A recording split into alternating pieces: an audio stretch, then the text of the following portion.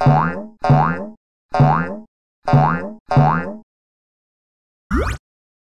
les nuls! Prêts pour une nouvelle leçon?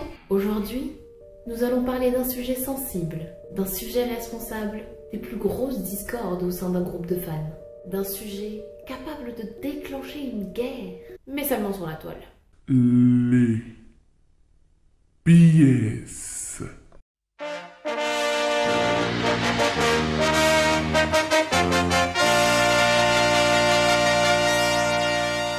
Mais tout d'abord, qu'est-ce qu'un BS?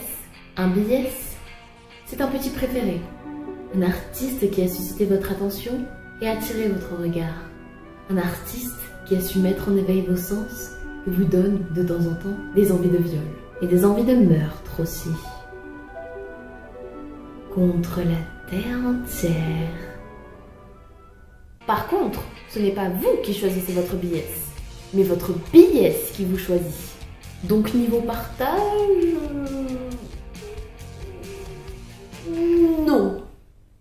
Enfin, surtout avec les amis en fait, que non. Généralement, c'est un BS par groupe. Ou deux. Ou tous. Et donc, il faut faire une liste pour organiser tout ça.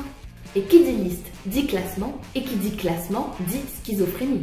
Oui, parce qu'un fan s'entend toujours une ou plusieurs voix dans sa tête qui ne cessent de lui faire changer l'ordre de son classement. Tout le temps, en permanence. C'est une horreur. Sans oublier de régulièrement y ajouter de nouveaux artistes, hein, sinon c'est pas drôle. Oui, parce qu'on le connaît tous, hein, ce membre d'un groupe venu d'ailleurs, qui vient s'ajouter pile au milieu du truc et qui ne cesse de changer de place. Hey. Par contre, ce qui change beaucoup moins, c'est le type de BS que vous pouvez avoir.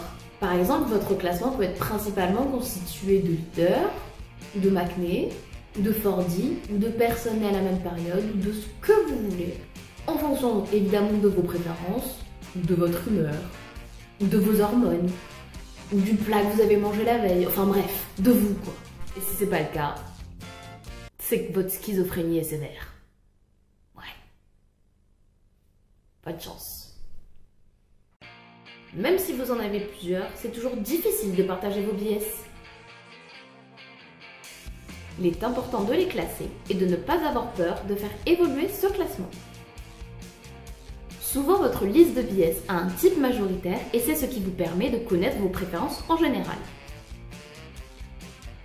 Et la leçon se termine ici. À la prochaine! Ou pas.